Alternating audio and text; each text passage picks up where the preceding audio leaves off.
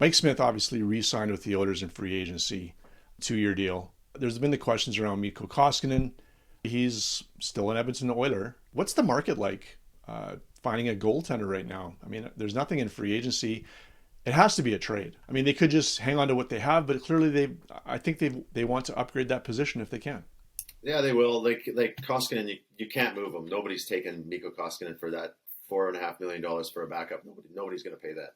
Salary cap space is just as important as a key player in today's National Hockey League. So they're going to go with both of them because goaltending wasn't a crippling issue for them last year. Koskinen has his warts where he lets in the early goal and then struggles a little bit. But his overall numbers were kind of on line with the guys who are out there now that you could get, those kind of mid-tier guys that you would want to come in and be your supposed backup.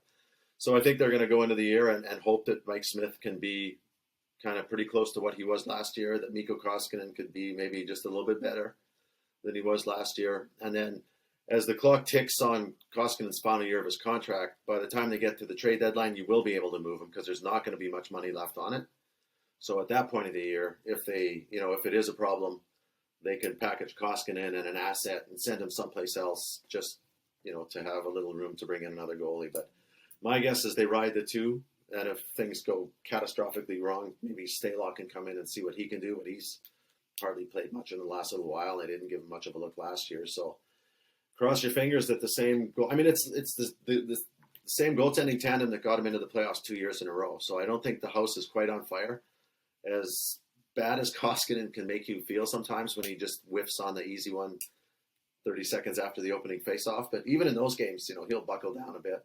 He has his moments where he just looks terrible and he'll let in 4 goals on 7 shots and ruin the day before it even starts. But all goalies have those. Like all mid-range goalies have those nights. So I don't think you kind of focus in on your own guy and zero in on his warts more than you would notice from other teams. But I think if you took a real hard look at everybody else's backup goalie, that's what you're getting from them, right? As a guy who can play pretty well sometimes, steal a game here and there, look really good, which Koskinen does. There's been a lot of games where Koskinen's come out of there like, wow, he had a really great game today and helped the others win. And then he's had those ones where he stinks a little bit. So, the only thing with him is that contract, and it's one of those. The Oilers are kind of famous for doing that. Like they'll take a gamble on a guy. Oscar Klefbom, they signed him, locked him up for $4 million a year before he really became anybody, and it was a great gamble. They did the same with Leon Draisaitl. Everybody thought it was an overpayment at first, and now it's a huge bargain. He's maybe the 3rd or 4th best player in the league, and he's making very manageable money. So they took that risk with Koskinen. It blew up in their face. He didn't grow up to be who they thought he was going to be, and now they just have to ride it out for the final year. And when the trade deadline comes, I think they'll move him. If he's not playing well, they keep him. But if he's struggling and inconsistent, or Smith isn't giving them what they want, then I think they'd move him, later in the season when the final year of that contract is worn off, and you're not going to be saddling some team with $4.5 million for a year or 2 years when they were trying to move him last year. We're moving into free agency spare parts territory now across the league. Are there any other signings you can see the Oilers trying to do to fill some gaps? They've addressed the key ones. They're not going to be able to do much with their defense. That's pretty much set. They brought in the 2 guys that they were hoping to fill. That they had to fill Larson's spot with. They brought in a couple of their issues were they needed another top 6 forward. They needed somebody in the bottom 6 who could add to that mix. They got a 3rd line center.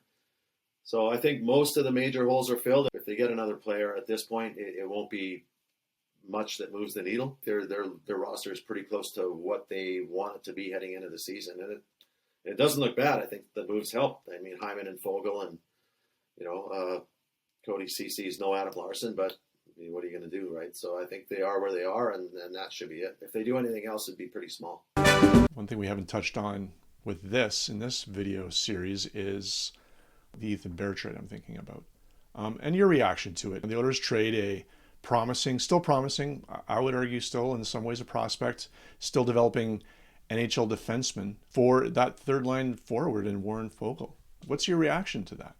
Yeah, it's something like that was going to come down the pipe because they have a lot of really good defensemen, coming up through the system. Like there's Bouchard and Broberg and Samorukov, and they've got a lot of young, really good defensemen coming up through the pipeline. And you can only have so many of those on your roster at a time. Like you can't go into the season with an Ethan Bear and an Evan Bouchard in your top six and expect to go deep in the playoffs. You can't win like that with young players, with young defensemen, unless they're superstar talents. So you can get away with one, but the rest of your defense needs to be, established, poised veterans with hopefully some skill and size. So I think the timing of that, the need and the need at forward was pressing, and with Evan Bouchard coming up, I think that made Bear a little bit expendable. It's a gamble. Who knows what Bear's going to turn out to be?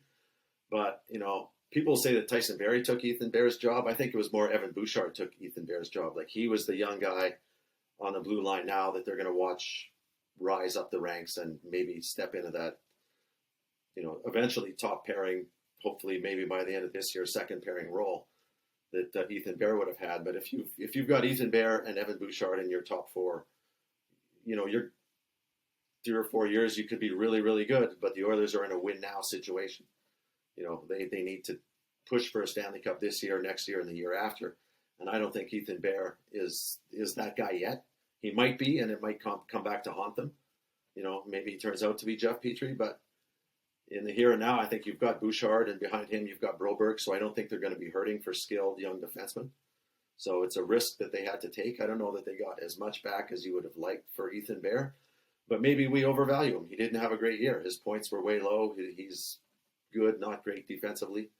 He doesn't have a whole bunch of size, so maybe you fall in love with the guy that you have, and other teams look at him from the outside and don't see the same player. So Fogel's a good guy. He's going to help him out. Like he adds some size and some skill, and he plays hard. So a good hockey trade, I guess. You always look at these things 2 or 3 or 4 years down the road and see where you're at. If the Oilers go deep in the playoffs and Foegele plays a big role in that, then everybody's happy. If the Oilers bow out in the first round and Bear's suddenly a top 4 guy in Carolina, we'll be hearing about this deal for a while.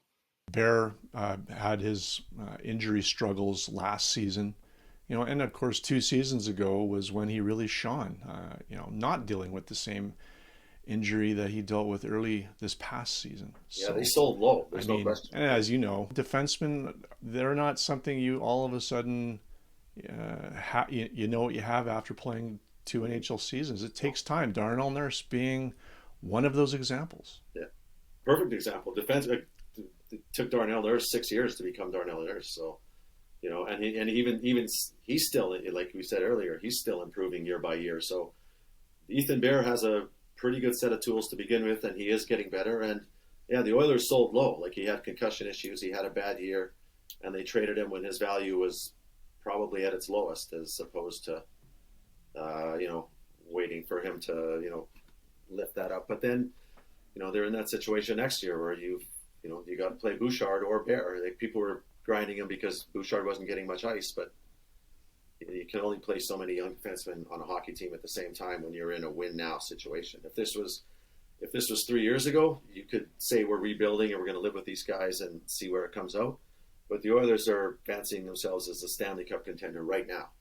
So it's either move forward with Bear and keep Bouchard back for another year, or move Bear out and let Bouchard take that spot. Because, like I keep harping on, teams with 2 young defensemen, they make too many young defenseman mistakes to succeed in the playoffs.